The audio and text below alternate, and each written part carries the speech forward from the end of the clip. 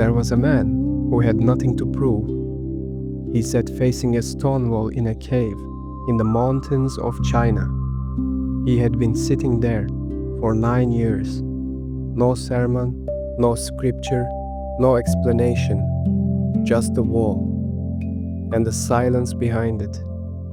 His name was Bodhidharma, and before the wall, there was a journey. India, 5th century. The subcontinent breathes in heat and color. Banyan trees spread their roots across ancient temple courtyards like old men lowering themselves to the ground. Rivers run gold in the afternoon light. The air smells of incense and wet stone and something older than memory. The particular stillness of a land that has been asking the same question for 3,000 years.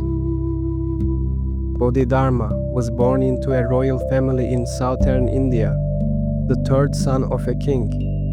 He had everything a man could want: wealth, position, the long comfortable corridors of privilege stretching out before him like a road with no end.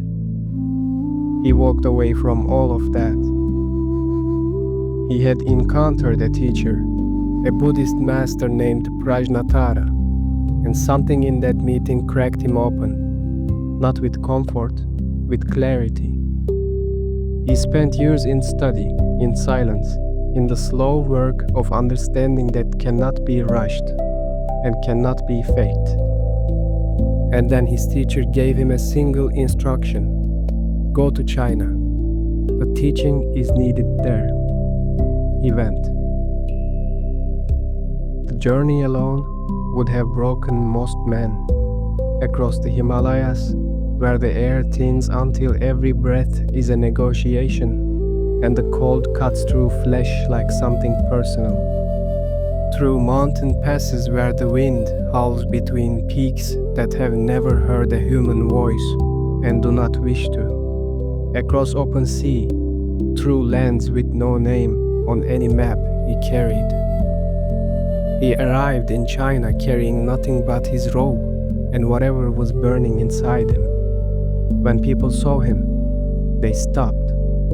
He was unlike anything they had ever seen: tall, dark-skinned, eyes wide and unblinking. The kind of eyes that do not look at you so much as through you. Heavy brows that cast their own shadow. A beard that moved in the wind like smoke from an old fire. The Chinese called him the blue-eyed barbarian. He did not correct them. He did not come to be understood. The Emperor Wu of Liang had heard of this man. Wu was not a small figure. He had founded hundreds of temples across his empire, fed thousands of monks, commissioned the copying of sacred texts from one end of his kingdom to the other. He was, by every measure his world knew how to take, the greatest patron of Buddhism alive. He invited Bodhidharma to his court.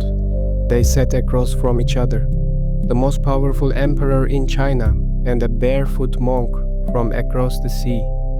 Wu leaned forward. "I have built temples," he said. "I have fed monks. I have spread the Dharma to every corner of my kingdom. Tell me, what is my merit?" Bodhidharma looked at him. "None," he said. The emperor blinked. "None whatsoever." Wu steadied himself. Then, what is the highest truth of the holy teachings? Bodhidharma did not pause. Vast emptiness. Nothing holy. A silence fell over the court like snow over a battlefield. Wu tried once more. "Who is this standing before me?" Bodhidharma gave the only honest answer a man in his position could have. "I don't know." He stood, he left. He crossed the Yangtze River alone, on a single reed, according to the legend, and disappeared into the mountains to the north. Wu would spend the rest of his life wondering what he had missed. He found a cave near the Shaolin monastery on Mount Song. Outside, the mountain was ancient and indifferent, its slopes covered in pine and cold mist, its peak hidden in cloud that never fully lifted. The monastery bells rang across the valley at dawn and at dusk, swallowed each time by the silence that came after. Bodhidharma sat facing the wall. He did not teach, he did not explain, he sat. Days became months, months became years. The monks at Shaolin watched from distance. Some mocked him, some were afraid. Some came close and asked questions, hoping for the answer that would change their lives. He gave them nothing, because nothing was exactly what was needed.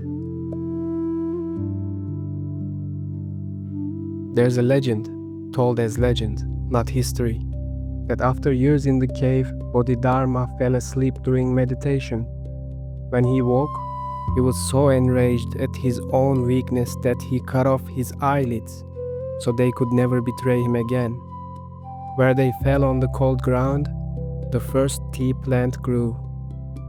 Whether the story is true does not matter. What it points to is true. This was a man at total war with the part of himself that wanted to stop, and he was winning. One winter, a young monk named Huike came to the cave. He had been searching for years, through temples, through teachers, through every tradition that promised transformation and delivered only more words. Nothing had reached him. He had arrived at the very bottom of himself and found nothing waiting there. He stood outside in the snow and asked to be taught. Bodhidharma did not come to the door. Huike stood through the night. The snow rose to his knees, then his waist. At dawn, Bodhidharma had still not opened the door. Huike drew a blade. He cut off his own arm and laid it in the snow before the entrance. Then he waited. Bodhidharma opened the door and looked at him. "What do you want?" "My mind has no peace," Huike said. "I beg you, put my mind to rest." Bodhidharma looked at him for a long moment. "Bring me your mind," he said, "and I will put it to rest." Huike stood in silence. He searched inside himself for the thing called mind, the suffering, the noise, the restless, unbearable weight he had been carrying for years. He could not find it. "I have searched," he said finally. "I cannot find it anywhere." Bodhidharma nodded slowly. "Then I have already put it to rest." In that moment, standing in snow, one arm gone, at the end of everything he thought he was, Huike understood something he would spend the rest of his life failing to put into words. He became Bodhidharma's only student and the second patriarch of Zen. We live in a world that runs on explanation. Justify yourself, prove your worth, show your work, make sure everyone understands why you did what you did and what it means and who it makes you. We exhaust ourselves not by living, but narrating our lives to an audience that is also too busy narrating theirs to listen. Bodhidharma sat in a cave for 9 years and said nothing, and changed the world more than most men who spoke every day of their lives. The wall was never just a wall. It was the place where he turned to face himself. Not the version he performed for emperors, not the monk others expected to see, not the wise man who owed the world an answer, just the thing that remained when everything else had been stripped away. That is what 9 years buys you. Not knowledge, not power, not the ability to impress anyone. The ability to stop needing to. He died or disappeared. The accounts differ, and perhaps that is intentional. What is certain is what happened after. A Chinese official traveling through the mountains encountered a barefoot monk walking westward, toward India, carrying a single sandal in his hand. The monk had the wide, unblinking eyes of someone who had stopped fearing anything. When the official returned and told what he had seen, the monks of Shaolin opened Bodhidharma's tomb. Inside, there was nothing, only a single sandal left behind. Where the other one went, no one knew.